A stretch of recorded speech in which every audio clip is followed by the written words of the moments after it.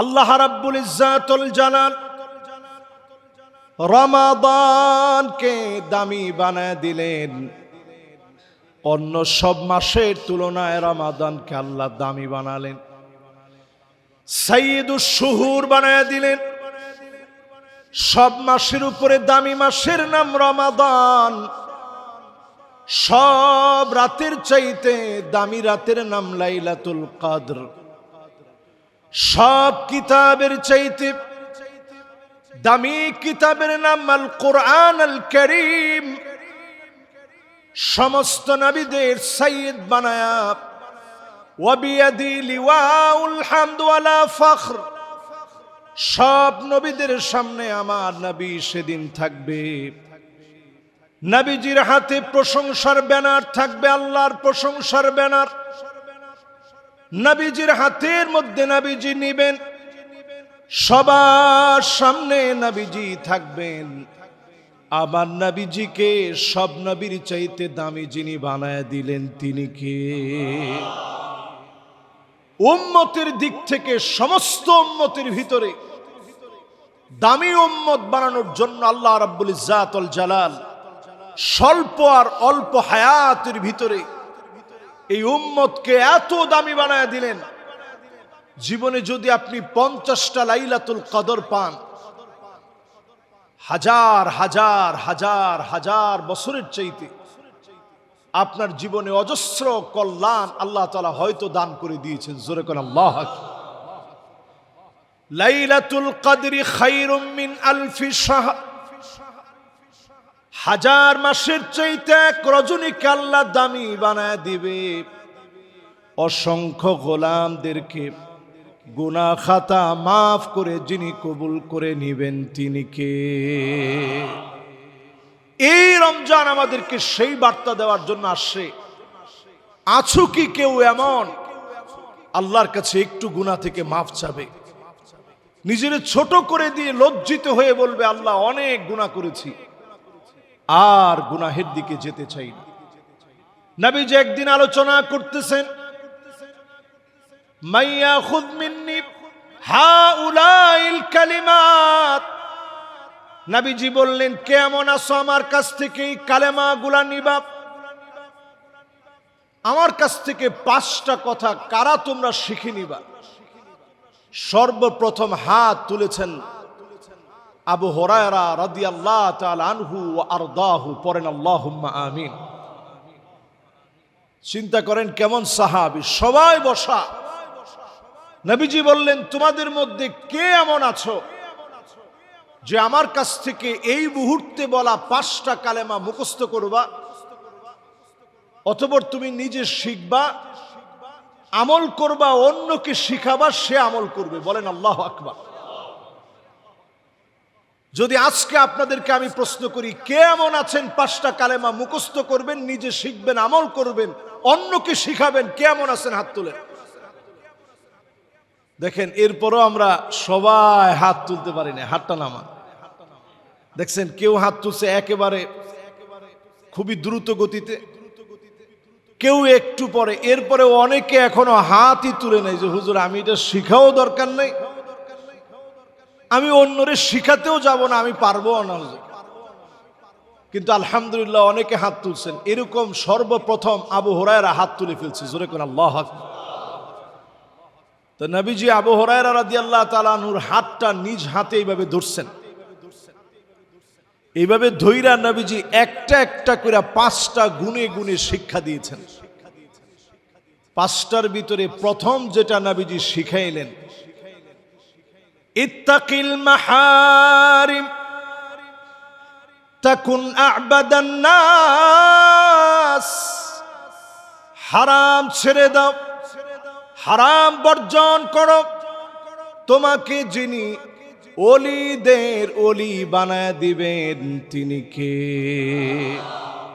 Superlative degree, সাধারণ ওলি না। ইসমে তাফদিল আরবিতে বলে, ইংরেজিতে বলে সুপারলেটিভ ডিগ্রি। এটা সর্ব উত্তম ওলি বোঝানো হয়। নবীজি বললেন, তাকুন আ'বাদান নাস, সবচেয়ে বড় ওলিদের ওলি আল্লাহ তোমাকে বানাবে। হারাম যদি আপনি ছেড়ে দেন, ওলিদের ওলি যিনি বানায়া দিবেন তিনি কে? তাহলে এক নাম্বার নসিহা, আবু হুরায়রা রাদিয়াল্লাহু তাআলা আনহু ওয়া আরদাহু তিনি হাত ধরে বললেন, নবীজির হাতের মধ্যে আবু হুরায়রার হাত, বললেন এক নাম্বার আঙ্গুলটা উঠাও।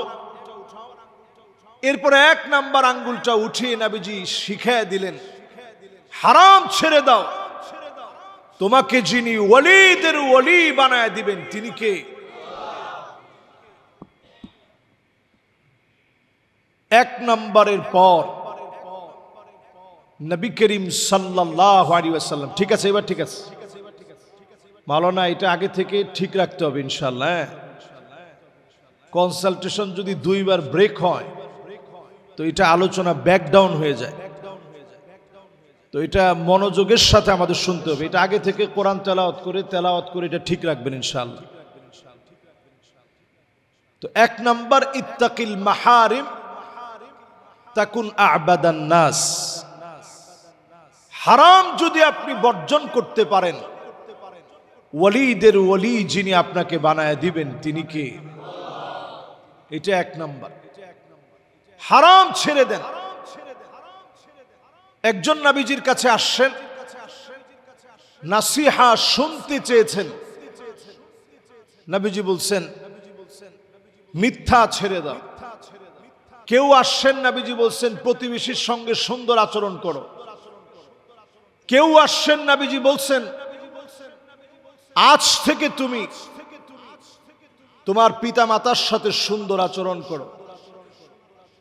কেউ আসছেন, নবীজি বলছেন আফশুস সালাম, ব্যাপক হারে তুমি সালাম দিয়ে দাও। যার জন্য যেটা প্রযোজ্য ছিল নবীজি সেটা বলে দিয়েছেন। একটা নসিহতের কারণে জীবন পরিবর্তন হয়েছে। নবীজি সাল্লাল্লাহু আলাইহি সাল্লামের হাদিসের এই অংশ দিয়ে যদি আপনি জীবন গড়েন, হারাম ছেড়ে দেন, আল্লাহর ভয়ে আপনি হারাম ছেড়ে দেন। আল্লাহকে ভয় পেয়ে যারা হারাম ছাড়বে,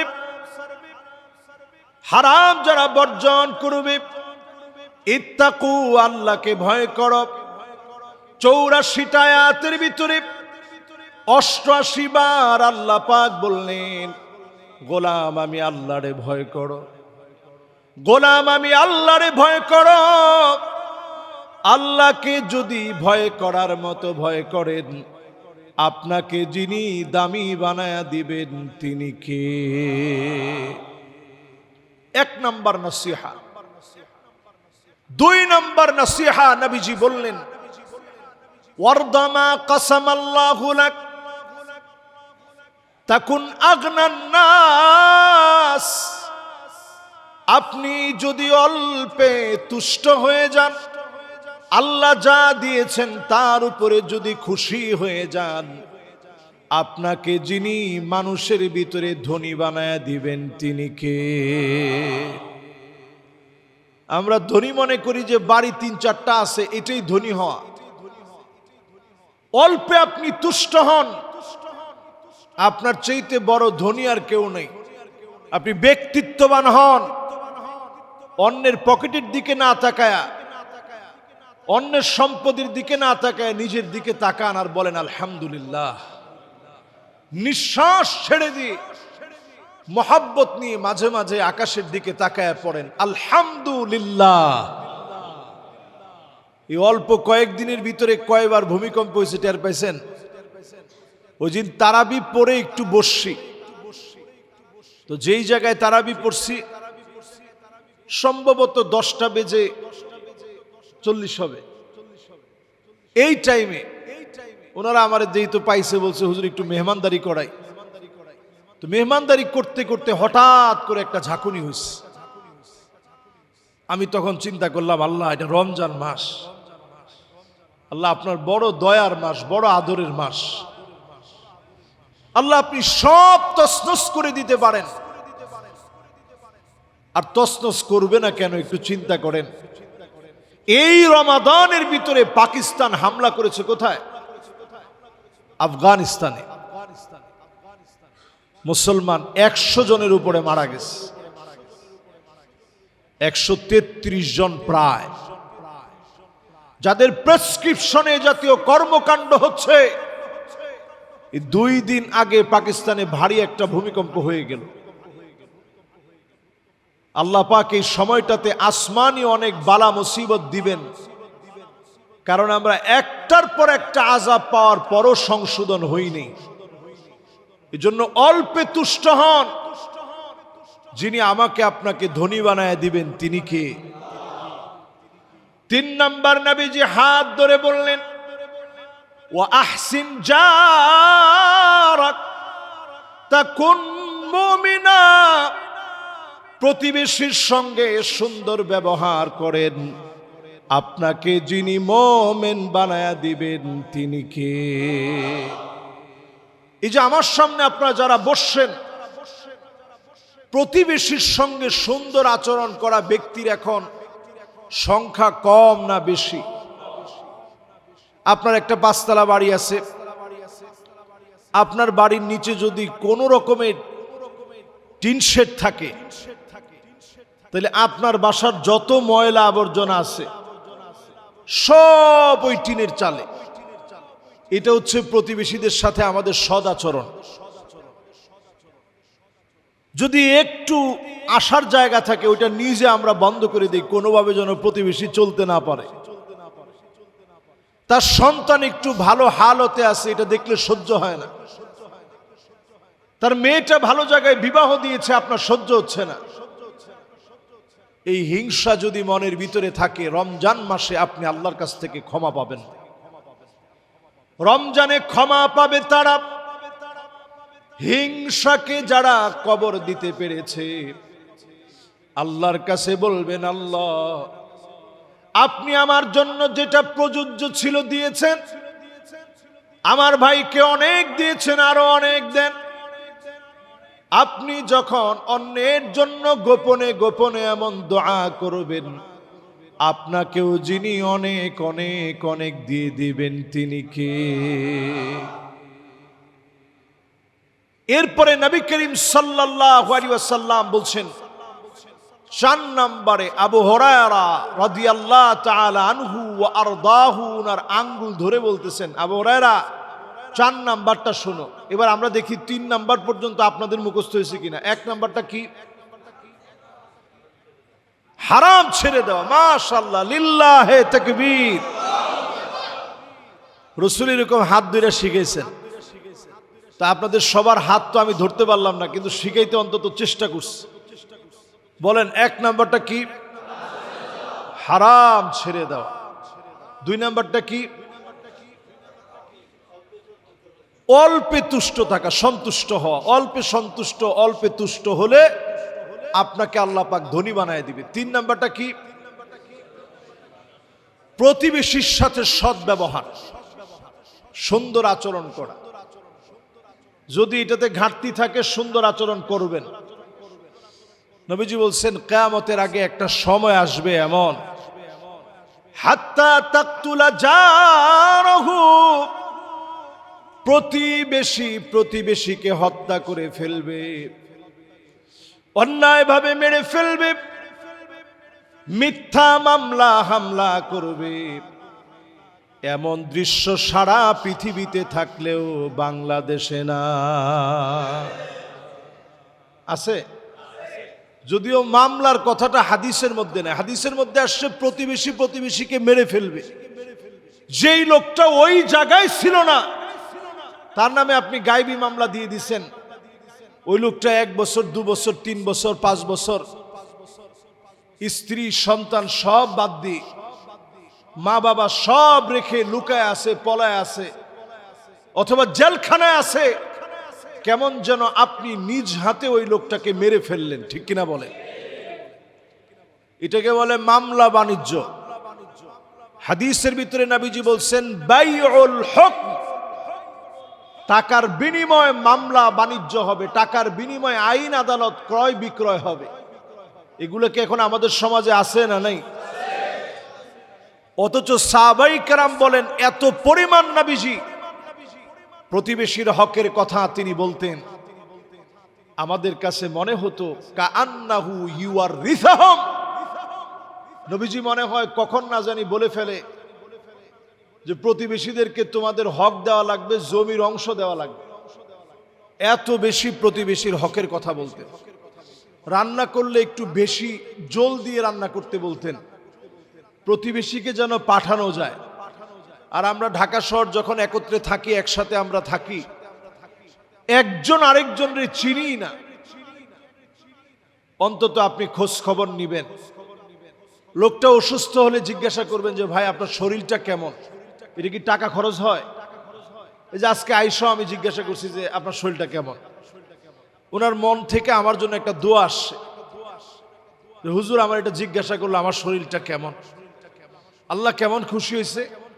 ইন্না মিন আবাররিল বির আইয়ুদখিলাস সুরুর ফি কলবি আহাদিকুম, ওই দিনের সবচেয়ে সওয়াবের কাজ এই কথাটুকুনকে আল্লাহ চাইলে বানায় দিতে পারে। জোরে কোন আল্লাহু আকবার। আজকে ধরেন অনেক আমল আমরা করছি, এ আগে ভাগে আসছি, জুমার আলোচনা শুনতেছি, জুমার নামাজ পড়বো, কোরআন তেলাওয়াত করব, ইফতারি করব, সাহারি করছি, তারাবি পড়ব, সব কিছুর চাইতে আল্লাহ পাক আমার আপনার এই ছোট্ট একটা কথা আরেকটা ভাইয়ের মনে একটু আনন্দ ঢুকিয়ে দিছে যে হুজুর আমার খবর নিস, ভাইটা আমার খবর নিছে, আমারে জিজ্ঞাসা করছে আমি কেমন আছি। এতটুকুন কথা ওই দিনের সব চাইতে সওয়াবের কাজ হয়ে যেতে পারে। তো এই আমলগুলো আমরা করতে রাজি আছি না ইনশাআল্লাহ? তাহলে 3 পর্যন্ত গেল। এবার কত নাম্বার? নবী করিম সাল্লাল্লাহু আলাইহি ওয়াসাল্লাম 4 নম্বরে আবু হুরায়রা রাদিয়াল্লাহু তাআলা আনহুকে আঙ্গুলটা ধরে শিখায়া দিলেন, ওয়া আহিব্বা লিনাফসিক ওয়া আহিব্বা লিআখি মা তুহিব্বু লিনাফসিক, তুমি তোমার ভাইয়ের জন্য এটা পছন্দ করো যেইটা তুমি তোমার নিজের জন্য পছন্দ করবা। তাকুন মুসলিমা, তুমি তাহলে মুসলমান হতে পারবা। মান ওয়াকা, যেই লোকটা অন্য ভাইয়ের জন্য কুয়া খনন করবে, ফাকাদ ওয়াকা ফীহি। মান হাফারা বিআরান লিআখিহি ফাকাদ ওয়াকা ফীহি, অন্যের জন্য যদি কুয়া খনন করেন ওই কুয়ার ভিতরে আপনি নিজে পড়বেন। অন্যের জন্য যদি ক্ষতি করার চেষ্টা করেন আপনার জন্য সেই ক্ষতি নিশ্চয় আসবে। আপনি অন্যের জন্য কল্যাণকামী হয়ে যান, আপনাকে যিনি কবুল করে নিবেন তিনি কে? আমার সামনে এই মুহূর্তে যারা বসা আছেন, যদি মুসলিম হয়ে আমরা কবরে যেতে চাই, যদি মুসলিম হয়ে আমার মৃত্যু হোক এটা আমরা চাই, তাহলে আমার ভাইয়ের জন্য ওইটা পছন্দ করা লাগবে যেটা নিজের জন্য পছন্দ করি। তাহলে নিজের জন্য কি পছন্দ করি? আমি ভালো থাকি এটা আমি পছন্দ করি, আমি ভালো চলি এটা আমি পছন্দ করি, আমি ভালো পোশাক পরি এটা আমি পছন্দ করি। নবীজির সামনে যদি কেউ বলতেন ইয়া রাসূলুল্লাহ এটা খুব সুন্দর লাগতেছে, নবীজি ওইটা হাদিয়া করে দিতেন। আচ্ছা ওই অভ্যাস তো আমাদের ভিতরে আসা সম্ভবই না। সম্ভব? আপনি খতিব সাহেবরে কয়ে দেখেন, খতিব সাহেবের দ্বারা সম্ভব নেই সেটা আগে টেস্ট করে দেখেন। মানে আমি যে ওয়াজটা করতেছি আমার জন্য কদ্দুর সম্ভব এটা আগে টেস্ট করে দেখেন যে হুজুর আপনার আংটিটা মাশাআল্লাহ খুব সুন্দর, আমি দিব? মাশাআল্লাহ, আশরাফ সাহেব কইছে যে সম্ভব হইলে হয়তো দিবেন হুজুর। তাহলে চিন্তা করেন, হয়তো এটা আমরা দিতে না পারলেও মনের থেকে অন্তত চাবো আমার দ্বারা যেন কেউ ক্ষতিগ্রস্ত না হয়, আমার দ্বারা যেন কেউ কষ্ট না পায়। যদি কেউ কাউকে ভুলবশত কষ্ট দিয়েও ফেলেন, রাগের মাথায় সবসময় তো মেজাজ এক থাকে না। মেজাজটা যখন ঠান্ডা হয়েছে আপনি বলবেন যে ভাই ব্যবহারটা একটু আপনাকে কষ্ট দেওয়ার মতো হয়ে গেছিল, আল্লাহর হস্তে মাফ করে দিয়েন, আল্লাহর হস্তে আপনি আমারে মাফ করে দিয়েন। এদুর কথা বললে আপনি ছোট হয়ে যাবেন না, আপনি সামান্য দুই এক কথা এই কথাটা বলে দিয়েন যে ভাই ব্যবহারটা একটু কর্কশ হয়ে গেছিল, আল্লাহর রাস্তে আমার একটু মাফ করে দিন। এদূর যদি আপনি বলতে পারেন, হয়তো হতে পারে যিনি আপনাকে এটার কারণে মাফ করে নাজাত দিয়ে দিতে পারেন তিনি কে? তাকুন মুসলিমা, নবীজি বললেন মুসলিম যদি তুমি হতে চাও, তোমার ভাইয়ের জন্য তা পছন্দ করো যেটা তুমি তোমার নিজের জন্য পছন্দ করো। অথচ আমাদের দেশে ইফতারির আগে যে আইটেমগুলা বিক্রি করে, অনেক জায়গায় বুট পচে গেছে ওইটা ভালোটার সাথে মিশিয়ে দিয়ে দেয়, খামো তো আমি না, খাবে তো আরেকজন। এরপরে যে কোনো কিছু আপনি কিনলেন, আগের দিনেরটা ফ্রিজে নিয়ে রাখা একটু গরম করে একসাথে মিশিয়ে দিয়ে দিছে, যেটা হয়তো ওই লোকটা খাবে না কিন্তু আপনাকে খাওয়াচ্ছে। এমন একটা কেক বানাইছে যে কেকটার ভিতরে আর্টিফিশিয়াল কাপড়ের রংগুলো দিয়ে, যেটা আপনার ক্যান্সারের কারণ হতে পারে, এটা আপনারা খাওয়াই দিচ্ছে, হয়তো সে নিজে খাবে না। সর্বত্র যদি আমরা এই সামান্য ছোট্ট নবীজির এই কথাকে অসামান্য মনে করে জীবন পরিবর্তনের যদি চেষ্টা করি, এই একটা সামান্য ছোট একটা লাইন মুখস্থ করা সম্ভব, সহজ এবং অতি সহজ, যে আপনি নিজের জন্য যা পছন্দ করেন ভাইয়ের জন্য তা করেন। এতটুকুন কথা আপনার জিন্দিগি পরিবর্তন করে দিবে, অল্পে আপনারে তুষ্ট বানাবে, হালাল আপনাকে খাওয়াবে, আপনার প্রতিবেশীর প্রতি যত্নশীল বানাবে, নিজেকে আল্লাহ ওয়ালা বানায় দিবে, এমন মানুষ বানায় দিবে আপনার হাতে কেউ কখনো কষ্ট পাবে না। বলেন আল্লাহু আকবার। এরপরে নবীজি পঞ্চম নম্বরে বললেন, সাহাবায়ে কেরাম রিদওয়ানুল্লাহি আলাইহিম আজমাইনরা বসা, আবু হুরায়রা রাদিয়াল্লাহু তাআলা আনহুর হাত নবীজি ধরে রাখলেন, আদর করে পঞ্চম নম্বরে নবীজি বললেন, সাহাবীদেরকে লক্ষ্য করে বললেন, অল্প পরিমাণ তোমরা হাসবা, অল্প পরিমাণ যদি না হাসো, ইন্না কাসরাতাদ দাহিক তুমিতুল কলব, অন্তরটা মৃত হয়ে যাবে, অধিক পরিমাণ হাসলে অন্তরটা মরে যাবে। এই অন্তরকে যদি জীবিত বানাতে চান, অল্প পরিমাণ হাসেন, অধিক পরিমাণে কান্নাকাটি করেন। রমাদান মাসে আল্লাহর কাছে সেজদা অবনত হয়ে কাঁদেন, সেজদায় গিয়ে রমাদান মাসে কান্নাকাটি করেন, ফরিয়াদ করেন কায়মানুবাক্যে, এই রমাদানে যিনি আপনাকে আমাকে কবুল করে নিবেন তিনি কে?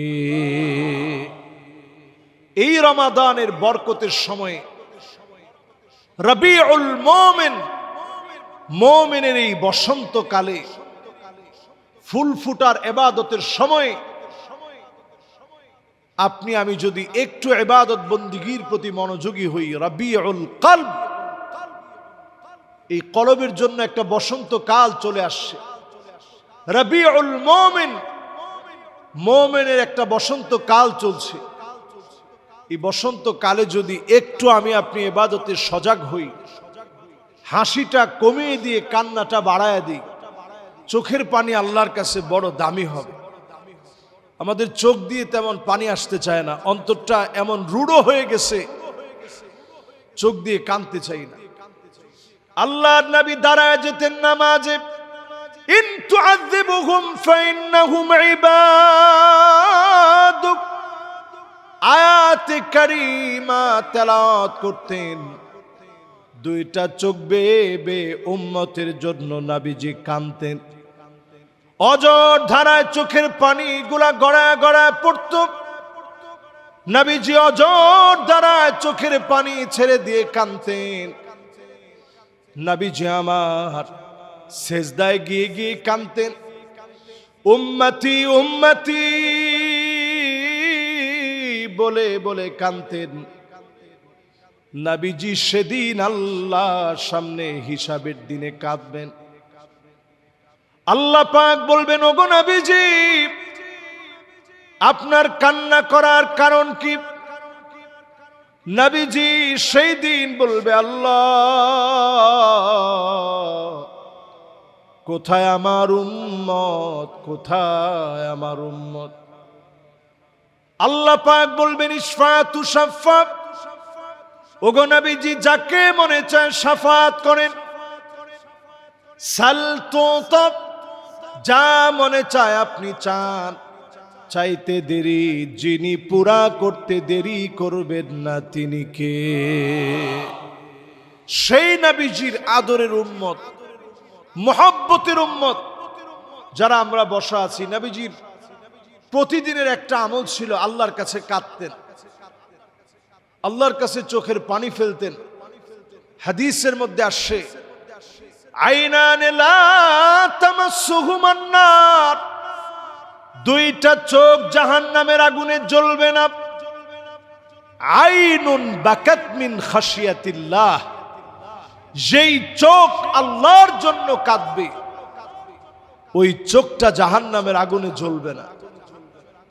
আচ্ছা একটু বলেন তো দেখি, জাহান্নামের আগুনে যদি আপনার চোখটা না জ্বলে, চোখকে কি আল্লাহ আলাদা করে দিবেন?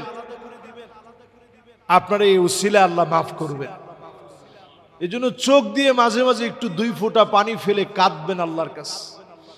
মুরাকাবার হালতে একা একা বসে গুনার কথা স্মরণ করবেন, আল্লাহর নিয়ামতের কথা ভাববেন, চোখ দিয়ে 2 ফোঁটা পানি ছেড়ে দিবেন, আল্লাহ আপনার দামি বানায় দিবে।